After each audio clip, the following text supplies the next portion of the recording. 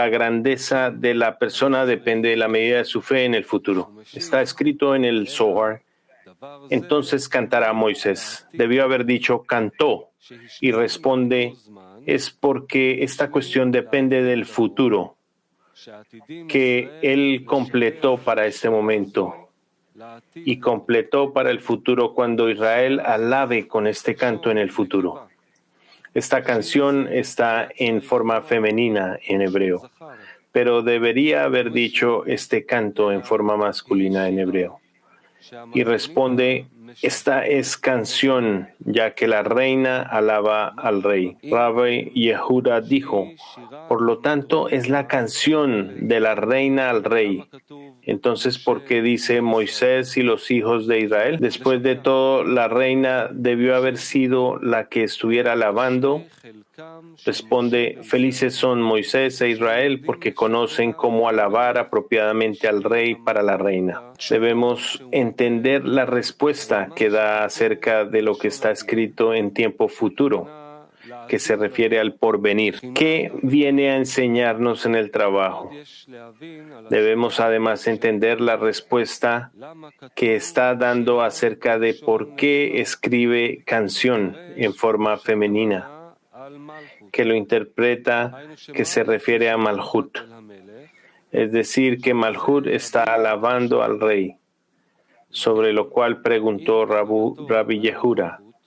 Entonces, si su intención es Malhut, ¿por qué dice Moisés y los hijos de Israel? Por esta razón, él debe interpretar que se refería a que Moisés y los hijos de Israel saben cómo alabar al rey para la Malhut. También debemos entender el significado de que Moisés e Israel deben alabar al rey para la Malhut. Y por qué no tiene que alabar al rey para sí mismo, sino para Malhut. Se sabe que Moisés es llamado el pastor fiel. Baal HaSulam interpretó que Moisés estaba proveyendo el discernimiento de la fe al pueblo de Israel. Y la fe se llama Malhut, el reino. En otras palabras, él implantó el temor de los cielos, también llamado el reino de los cielos, en el pueblo de Israel. Por eso a Moisés se le llama el pastor fiel, debido a la fe. Sobre esto está escrito, y ellos creyeron en el Señor y en Moisés su siervo, es decir, porque Moisés había implantado en ellos la fe en el Creador. Es sabido que uno no puede vivir de forma negativa, sino solo de forma positiva. Esto es así porque su sustento se refiere a lo que una persona recibe y disfruta al recibir. Esto nos llega de propósito de la creación, llamado su deseo de hacer el bien a sus creaciones. Por lo tanto, una persona debe recibir deleite y placer para tener algo con lo que deleitar a su propio cuerpo. Esto se llama lo positivo, es decir, un llenado. Y con este llenado, la persona satisface sus carencias. Pero una persona necesita además una carencia. De otra manera, no hay lugar donde la luz de vida pueda entrar. Una carencia llamada un kli, vasija. Significa que si uno no tiene un kelim, vasijas, no puede recibir nada. Una carencia llamada deseo, es decir, que él tiene deseo por algo y siente que esto le hace falta y desea llenar la carencia. En el grado en que siente su ausencia y en el grado en que necesita satisfacer su carencia, esta es la medida de su carencia. En otras palabras, una carencia grande o pequeña depende de la medida de la urgencia por satisfacer esa necesidad. Significa que si una persona llega a pensar que carece de algo y siente esa sensación en todos sus órganos, pero no tiene un deseo fuerte de satisfacer su carencia. Hay muchas causas por las que no tiene este gran deseo de satisfacer su carencia. Primero, la persona dijo a sus amigos lo que le hace falta y siente que le urge conseguirlo. Sin embargo, los amigos le hicieron entender que su carencia es inalcanzable, así que sus amigos lo influyeron mediante sus puntos de vista, los cuales debe aceptar esta situación en la que se encuentra. Los amigos debilitaron su fuerza de superación para poder prevalecer sobre los obstáculos en su camino y obtener lo que quiere.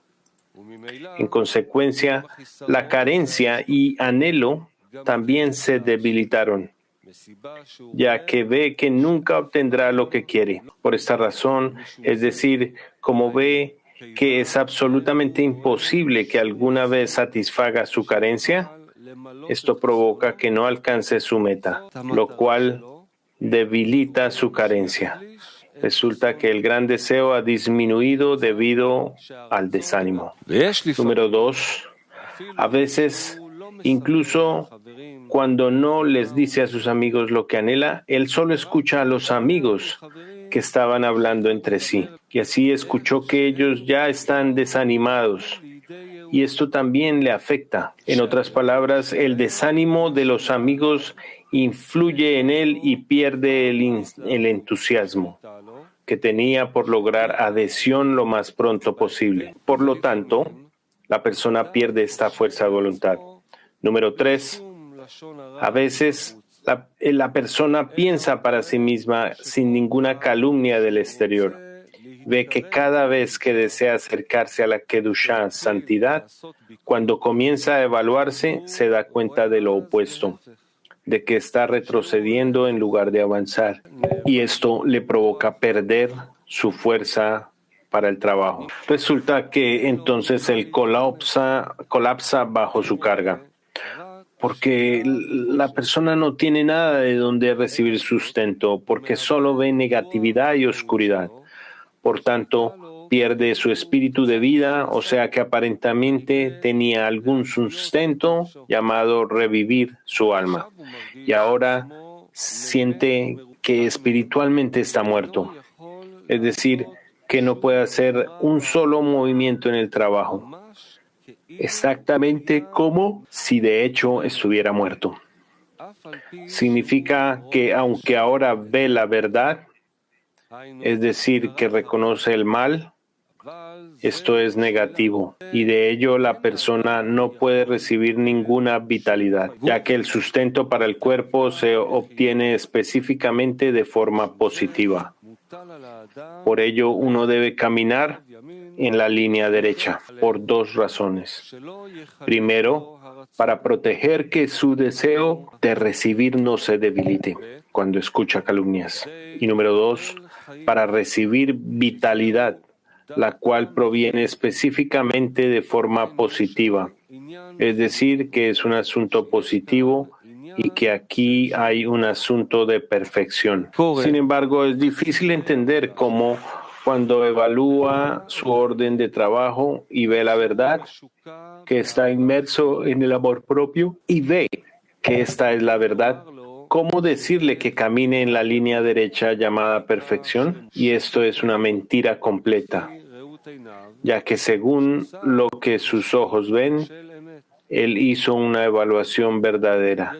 Se sabe que lo particular y lo general son equivalentes. Esto significa que el individuo sigue el mismo orden que se aplica a lo colectivo. Con respecto a lo colectivo, se nos ha dicho que debemos creer en la venida del Mesías. En la plegaria yo creo. Yo creo en la venida del Mesías. Y aun cuando pueda demorarse, esperaré su llegada. Uno nunca debe darse por vencido y decir, veo que soy incapaz de obtener adhesión con el Creador. Esto se considera que él sale del exilio de entre las naciones del mundo llamado amor propio y entra en la Kedushá, santidad, y viene a corregir la raíz de su alma y a aferrarse a la vida de vidas. De esto se deduce que si la persona cree en la redención colectiva, debe creer que la redención le llegará a él particularmente.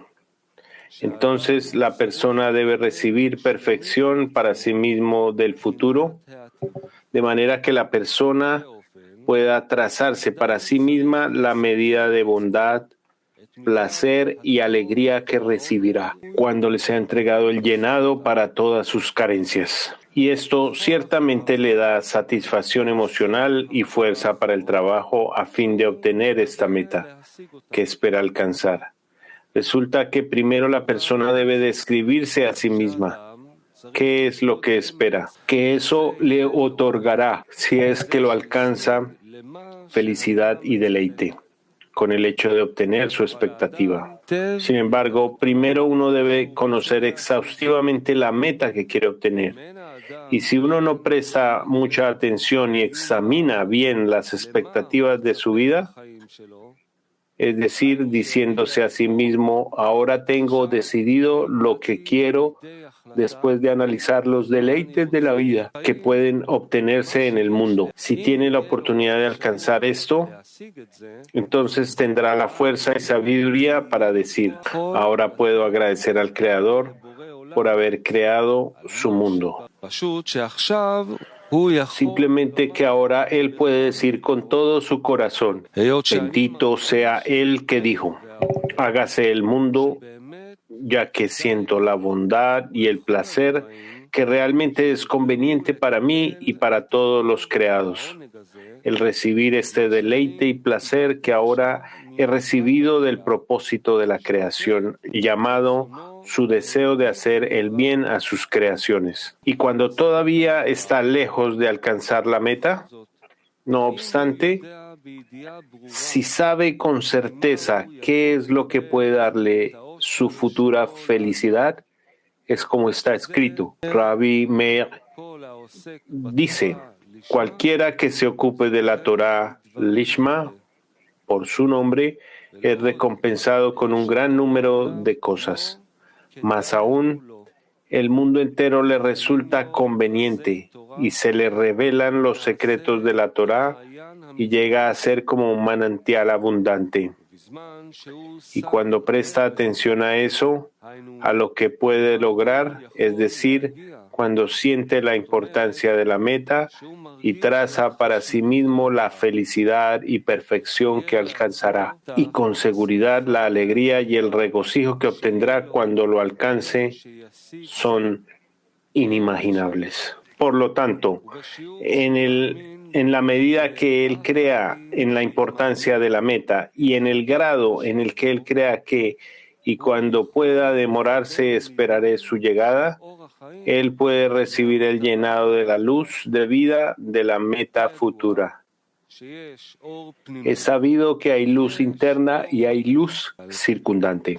Baha Sulam interpretó luz interna como refiriéndose a lo que uno recibe en el presente, y la luz circundante como aquello que iluminará en el futuro, pero que aún esa luz no ha sido alcanzada.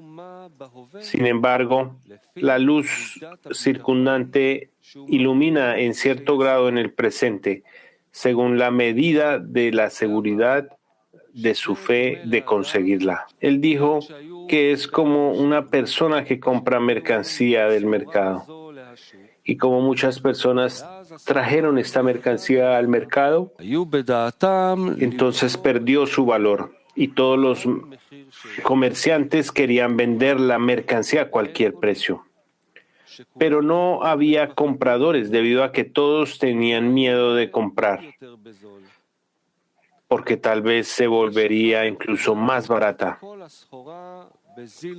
Entonces un hombre compró toda la mercancía por un precio muy bajo. Cuando llegó a casa y les contó lo sucedido en el mercado, todos se rieron de él. ¿Qué has hecho? Claro que los comerciantes querían vender toda la mercancía que tenían almacenada. Esto solo hará que toda la mercancía sea más barata aún y como resultado perderás todo tu dinero.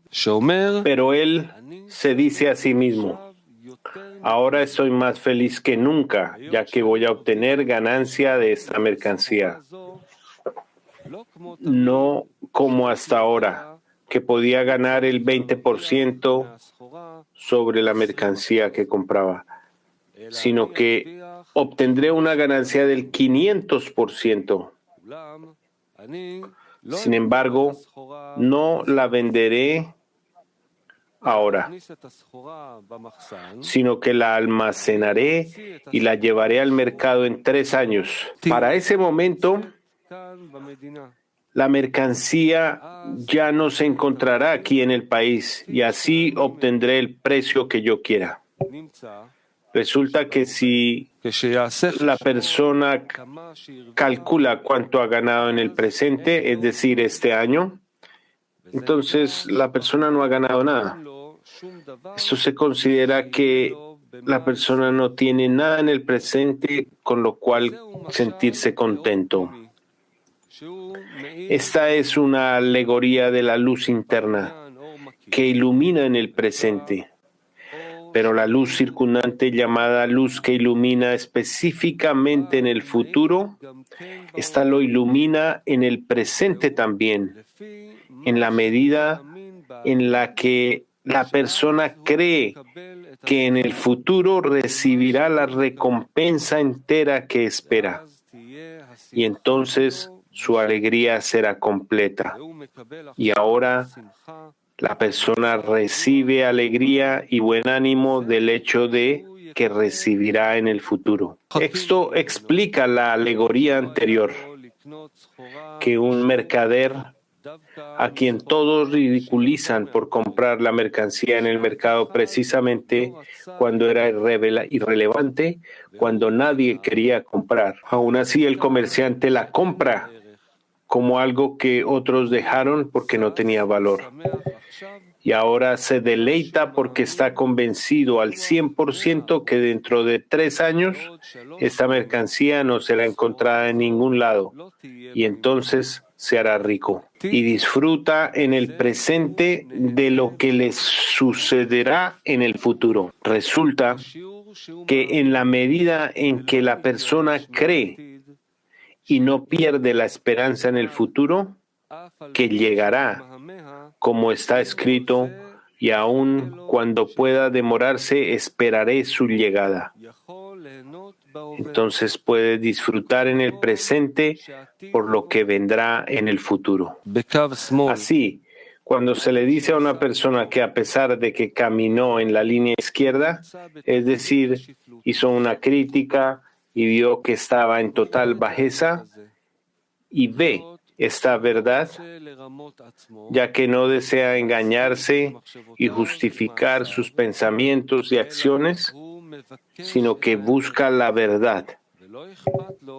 Y no le importa si la verdad es amarga, sino que desea llegar a la meta por la cual nació. Pero debido a esta verdad, no puede continuar su existencia, porque es imposible vivir sin un placer, llamado vitalidad y vida. Y para vivir uno necesita luz, la cual revive a una persona. Y al vivir es posible trabajar y llegar a la meta. Y por esta razón debe pasarse a la línea derecha llamada integridad, perfección o plenitud. Pero esta integridad de la cual ahora recibe la vitalidad que alimenta su cuerpo debe construirse sobre una base verdadera. Y esto le trae la pregunta, ¿cómo puede recibir integridad cuando ve la verdad que está en el estado más bajo, inmerso en el amor propio de pies a cabeza y sin una chispa de otorgamiento? Acerca de esto debe decir, todo lo que veo es verdad, sin embargo, lo es desde la perspectiva de la luz interna. Significa que en el presente él está en bajeza y no tiene nada que recibir alegría y vida. No tiene nada de donde recibir alegría y vida. Pero con respecto a la luz circundante, que es el futuro, la persona cree que aún cuando pueda demorarse, espera su llegada. Resulta que a través de la luz circundante que brilla bajo el discernimiento del futuro por venir, la persona puede atraerla para que ilumine en el presente. Y en la medida de la fe y la confianza que tiene en la venida del Mesías a nivel personal, puede atraer vitalidad y alegría para que ilumine ahora en el presente. Resulta que ahora está caminando en la línea derecha para recibir integridad. Es la auténtica verdad, ya que la luz circundante ilumina en el presente. Y además de que es un camino auténtico, surge también que mediante su fe en la venida del Mesías en un nivel personal, es un gran remedio, que a través de los preceptos de la fe en él, el futuro se acercará al presente. Significa que la luz circundante será interna. Y esto se considera que la luz, de hecho, se viste en el presente, lo cual se denomina el futuro de lo circundante es volverse interno. Así pues, de aquí, es decir, partiendo de la fe, de creer que al final llegará a la meta, aunque la razón le muestre a cada momento que se aleja de la meta y no avanza, aún así se supera y va por encima de la razón. Y entonces la propia fe se acumula cada vez en la forma de cada céntimo se reúne en una gran cantidad, hasta que es merecedor de la fe completa y permanece, que es obtener la luz de Hasadim en la iluminación de Jochma, tal como está escrito en el comentario Sulam. Ahora podemos entender lo que preguntamos sobre por qué el Zohar explica que es por eso que está escrito cantará en tiempo futuro. Por medio de esto se da a entender que Israel en el futuro entonará esta alabanza. ¿Cuál es la enseñanza en el trabajo? En cuestiones de trabajo debemos saber lo que tenemos en el presente y saber lo que debemos hacer. Así pues, ¿qué podemos aprender sobre aquello que está en el futuro por venir? Como explicamos, debemos andar por la línea derecha, lo cual es la perfección, y recibir vitalidad de ella, porque es imposible vivir en la negatividad. Por lo tanto, se aconseja sentir la perfección de lo que sucederá en el futuro. Este es el significado de lo que los justos llaman cantar por el futuro por venir. En otras palabras, ahora en el presente, ellos cantan sobre lo que recibirán en el futuro. Esto significa que en la medida en que imaginan el deleite y el placer que recibirán en el futuro, pueden sentirlo en el presente, siempre y cuando tengan fe en que existe un futuro, esto es, que en el futuro todos serán corregidos. Sobre esto, la persona puede dar gracias al Creador en el presente. En la medida en que la persona lo siente, esa es la medida de la alabanza que puede dar en el presente. Y además de recibir vida en el presente debido al positivismo, gana por el hecho de que la meta recibe importancia, porque debe imaginarse el bien y el placer que aguarda ser recibidos por los creados. Y cada vez que reflexiona en el asunto, gradualmente puede percibir un poco más de lo que recibirá en el futuro, lo que ha sido preparado para nosotros a través del propósito de la creación. Y a pesar de que ve que en su estado actual se encuentra a mucha distancia de la meta, esto depende de la medida de su fe en la meta. Como en el ejemplo de la alegoría anterior, esto sigue la regla. Todo lo que está por percibir se considera como percibido. A partir de lo anterior podemos entender lo que el Zohar explica, que la razón por la que escribe cantará en futuro es para dar a entender que Israel está destinado a alabar con este cántico en el futuro.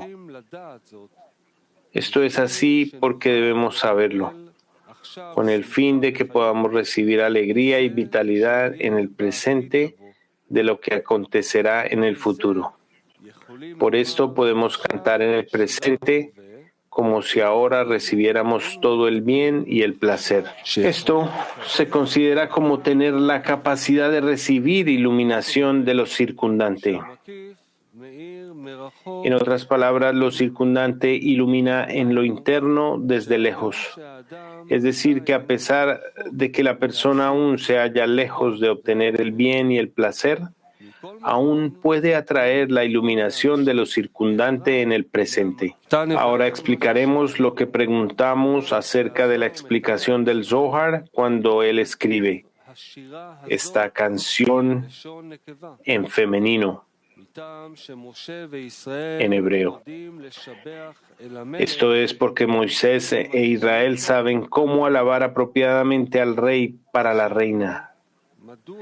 Y preguntamos, ¿por qué Moisés e Israel no alaban al rey por ellos mismos? Primero debemos entender el asunto de alabar al rey. En la corporalidad entendemos que un rey de carne y hueso necesita honores para ser respetado.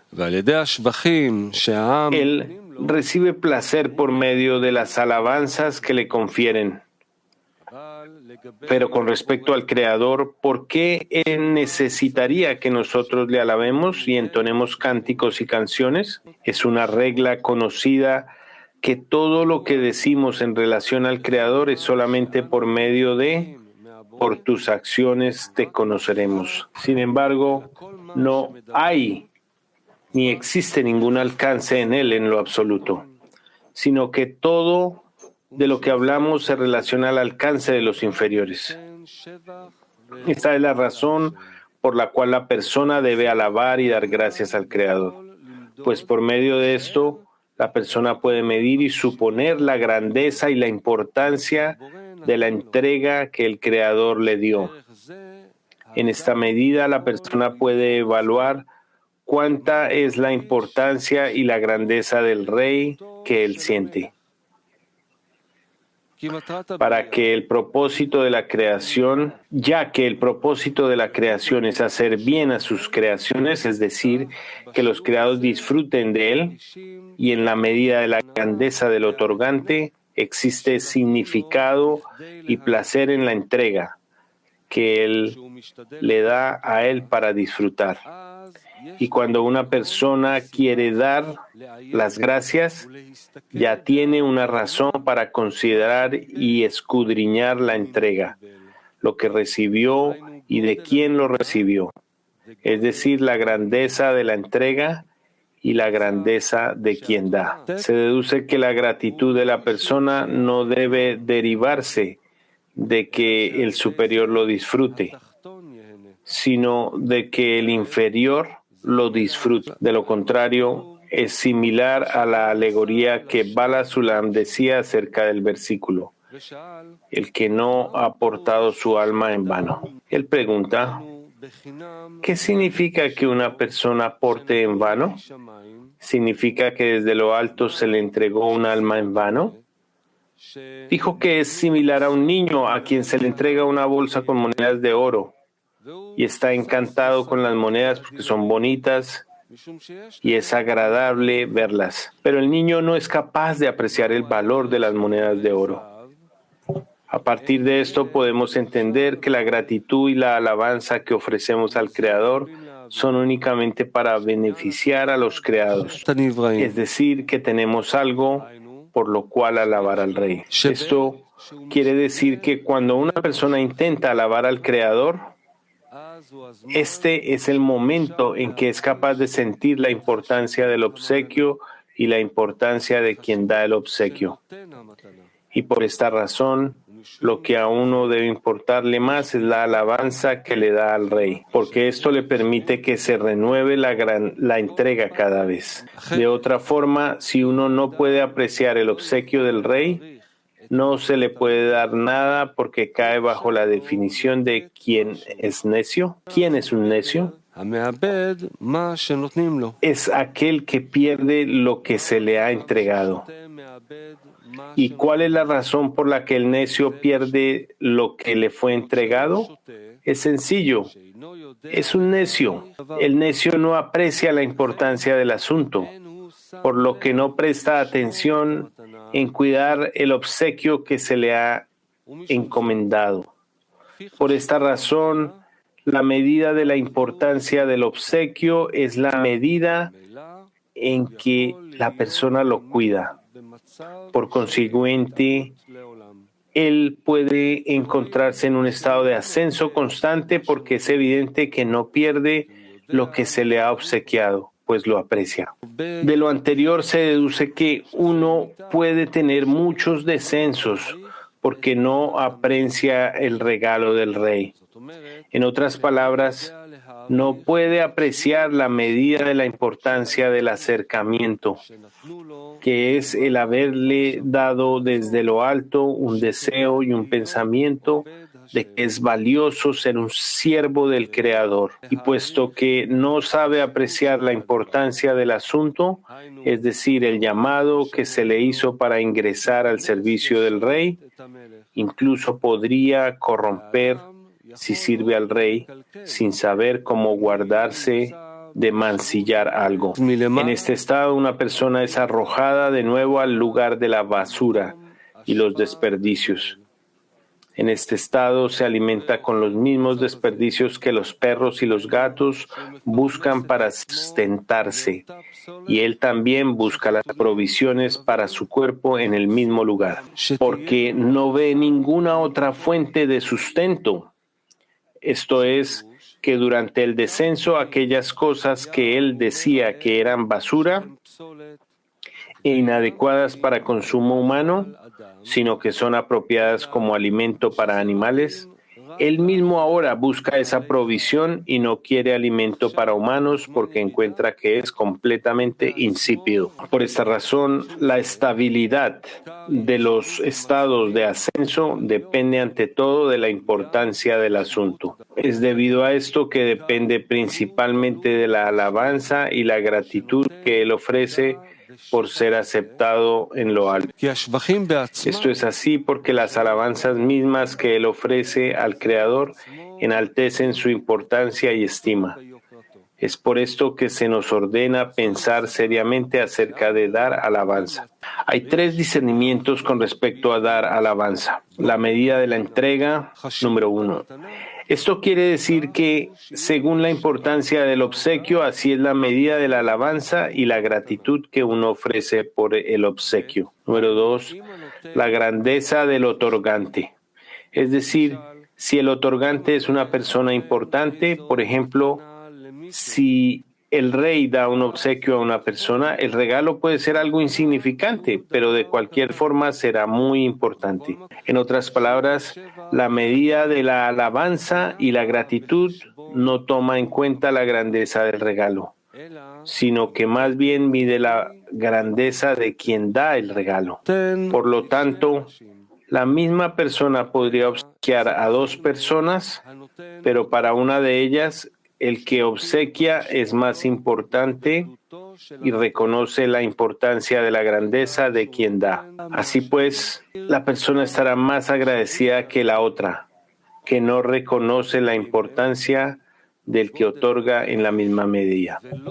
Y número 3, la grandeza del que da sin dar nada. Algunas veces el rey tiene tal importancia a los ojos de la persona que ésta tiene un deseo muy grande de hablar con el rey, pero no porque quiera hablar con el rey para que el rey le conceda algo. No, no quiere nada. Todo su placer será en tener el privilegio de hablar con el rey, solo en esto. Sin embargo, no es cortés acercarse al rey sin una petición, por lo que busca alguna petición que el rey pueda concederle. En otras palabras, él dice que quiere acercarse al rey para que el rey le dé algo, pero en realidad dice que quiere que el rey le dé algo solamente de la boca para afuera. En su corazón no quiere nada del Creador. Solo el poder de hablar con el rey es suficiente para él y no le importa si el rey le da algo o no. Cuando las personas externas ven que no recibió nada del rey y lo ven cuando sale de la casa del rey encantado y gozoso, se ríen de él. Le dicen: ¡qué necio eres! ¡Qué tan inconsciente puedes ser! Puedes ver que sales con las manos tan vacías como cuando entraste. Fuiste a ver al rey para pedirle algo, pero sales con las manos vacías. ¿Por qué estás tan alegre? Podemos entender lo anterior. Si cuando la persona le reza al Creador para que le otorgue algo, puede discernir lo siguiente. 2 puntos. Primero, que la persona le reza al Creador para que le otorgue lo que le pide al Creador. Si el Creador acepta la solicitud de la persona para que su rezo sea concedido, cuando recibe lo que quiere, está dispuesta a dar gracias al Creador. Y la medida de la salvación que recibe del Creador es la medida de su alegría, de su buen ánimo, su alabanza y su gratitud. En otras palabras, todo se mide por el grado de grandeza de la salvación que recibió del Creador. Número 2, la medida de la grandeza del otorgante. En otras palabras, su fe en la grandeza del Creador es lo que determina para él lo que recibe del Creador. Esto es, a pesar de que a los ojos del receptor sea una pequeña cosa, de cualquier forma recibe algo del Creador. Así puede sentirse alegre y alabar y agradecer al Creador, pues el otorgante, quien es importante para él, como en la alegoría antes mencionada. Número 3, la grandeza del otorgante sin otorgar. También tiene gran importancia. En otras palabras, el rey es tan importante a sus ojos que no quiere nada del rey. En cambio, considera como una gran fortuna si pudiese hablar, aunque fuese unas cuantas palabras con el rey. Y la razón por la que viene con alguna petición es tan solo superficial, pues no debe presentarse ante el rey sin una petición. Pero él no viene con el rey para que se le conceda una petición. La razón por la que dijo que pedía algo fue tan solo para los externos, que no entienden que hablar con el rey es el regalo más precioso, pero los externos no lo entienden. Y cuando hablamos de un solo cuerpo, deberíamos decir que los externos son los pensamientos que vienen a la persona desde el mundo exterior, es decir, que no entienden el concepto de la interioridad y no tienen herramientas para entender que la interioridad del rey es lo importante. Más bien, ellos valoran al rey solo por lo que extiende desde el rey hasta ellos, que se llama la exterioridad del rey. Pero no tienen ninguna comprensión de la interioridad del rey, es decir, del rey mismo, y no lo que se extiende desde el rey hacia afuera. Por lo consiguiente, estos pensamientos se burlan de la persona cuando ella dice: puesto que acaba de hablar con el rey, no tiene importancia si el rey me concede mi deseo. Más bien, su único deseo es la interioridad del rey, no lo que se extiende de él. Por lo tanto, si una persona reza al Creador y no ve que el Creador le haya otorgado algo, puesto que lo que le importa es la interioridad del rey, ella puede alegrarse y regocijarse de haber sido recompensada con hablar con el rey. Pero los pensamientos externos dentro de ella quieren anular esa alegría que tiene porque consideran solamente las vasijas de recepción y lo que recibió del rey en sus vasijas de recepción. Mientras ella les dice, estoy gozosa y alegre y alabo y doy gracias al rey por haberme dado sencillamente la oportunidad de hablar con él, esto me alcanza y es suficiente para mí. Más aún, ella dice a sus externos, deben saber que no quiero nada del rey, excepto alabarlo y darle gracias. Por medio de esto me adhiero al rey porque quiero otorgarle alabándole. Y no tengo nada más que darle. Resulta que ahora se considera que soy un siervo del Creador y no un siervo de mí mismo. Por esta razón, no puedo alcanzar y escuchar cuando me dicen, ¿qué es lo que has ganado? Por ejemplo, todo el año te esforzaste en la Torá y en la plegaria, observando todas las misbot o preceptos, pero aún te encuentras en el mismo grado del año pasado o de hace 2 años. Así pues, ¿por qué tienes gozo al alabar al Creador y dices, esta es mi ganancia, haber hablado al Creador muchas veces, ¿y qué más necesito? En otras palabras, si el rey me hubiera otorgado algo, podría haberlo recibido con el fin de recibir. Pero ahora que no tengo nada en mi mano, estoy feliz y agradezco al Creador, porque mi intención en el trabajo era solamente otorgar. Sin embargo, siendo que en este estado una persona dice la verdad, se enfrenta a una fuerte resistencia por parte de los externos, que no pueden tolerar a aquel que camina en el camino de la verdad, si su único propósito es solo otorgar. En ese estado se encuentra en medio de una gran batalla y ellos quieren destrozar su alegría. Le hacen pensar que lo opuesto es lo verdadero, que de lo que le están hablando es del camino de la verdad, y que ella se engaña al pensar que está en lo correcto. En este mundo, una mentira generalmente triunfa. Por esta razón necesita fortificarse mucho para decirles, yo estoy marchando en el camino de la verdad y ahora mismo no quiero críticas. Si hay verdad en sus palabras, les pido que vengan a quejarse para mostrarme la verdad en el tiempo que yo determine adecuado para la crítica. Solamente entonces estaré dispuesto a escuchar sus opiniones.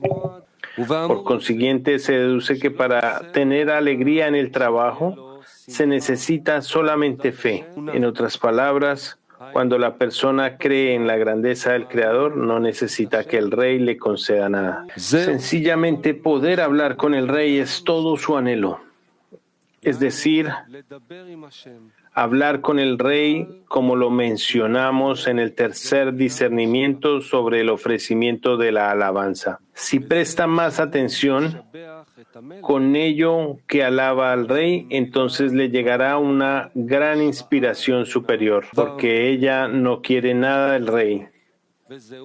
Esto es igual a la Sefirah de Binah. Se sabe que en su extremo final, Jokma no quiere recibir la luz de Jokma, sino que Jokma quiere otorgar al Creador, ya que el Creador otorga a Jokma y ésta quiere la equivalencia de forma. En este estado, la abundancia llega de por sí y se llama luz de Hasadim, denominada así por el Kli. Esto quiere decir que el receptor quiere ocuparse en Hesed, gracia. Por lo tanto, la abundancia se llama luz de Hasadim, Hesed. Es igual aquí. Cuando la persona no quiere nada del rey salvo otorgar al rey y presta atención a lo que piensa, una inspiración le llega desde lo alto por sí misma. Cuando se comienza a entonar cánticos y a alabar al rey en la medida en que se ha preparado. Podemos entender el asunto de Moisés e Israel cantando y alabando al rey para la reina, y no por la reina misma. Se sabe que todo lo que decimos sobre los mundos superiores es solamente en relación a las almas que se llaman el alma colectiva de Israel o la congregación de Israel. Se explica en el Talmud Eser Sefirot que el alma de Adán Harishon surgió del interior de los mundos Briah, Yetzirah y Atziah, de los cuales él recibió Nefesh, Ruach, Neshama, y todas emergieron de Malhut de Atzilut llamada divinidad. Y Zerampin, quien le otorga al Malhut, se llama rey. Y como Malhut es la receptora para las almas, se deduce que cuando Malhut no puede recibir la abundancia para el pueblo de Israel, porque aún no son aptos de tener vasijas de otorgamiento, de otra forma todo iría a la Sitra Achra, que se llama muerte, pues allí hay recepción con el fin de recibir para sí mismos, que se llama separación y lejanía del Creador, que se llama la vida de vidas. Es debido a esto que ellos se llaman muertos. En el Zohar se considera que una persona debe preocuparse sobre la aflicción de la divinidad, es decir, la pena de no poder recibir la abundancia para sus hijos, que son el pueblo de Israel. Ella se llama la congregación de Israel, porque reúne dentro de sí la abundancia que debe entregar a Israel. Por lo tanto, cuando el pueblo de Israel se ocupa de la equivalencia de forma, se abre un espacio para que Malhut reciba la abundancia superior del rey, que se llama el otorgante, Zerampin, para poder otorgar al pueblo de Israel. Esto se llama Malhut, llamada la reina. Alaba al rey por la abundancia que ha recibido de él. De igual forma, cuando ella no puede recibir del rey la abundancia de Israel, a esto se le llama la aflicción de la divinidad. Y cuando puede recibir la abundancia, se dice que la madre de los hijos está feliz y ella alaba al rey. Sin embargo, todo el dolor y la alegría se refieren únicamente a lo que percibe Israel en su totalidad. Es debido a esto que el Zohar dice que Moisés e Israel pronuncian la canción refiriéndose a la alabanza por la reina. Quiere decir que la razón por la cual Moisés e Israel alaban al rey es para la reina, lo que significa que ellos se han establecido para alabar al rey, pues lo que el rey debía dar a Moisés y a Israel no era para ellos, sino para Malhut. En otras palabras, ellos no pueden tolerar la aflicción de la divinidad, y es debido a esto que se ocupan de la equivalencia de forma para que Malhut pueda otorgar. Es debido a esto que dice: felices son Moisés e Israel, pues saben cómo alabar apropiadamente al rey para la reina.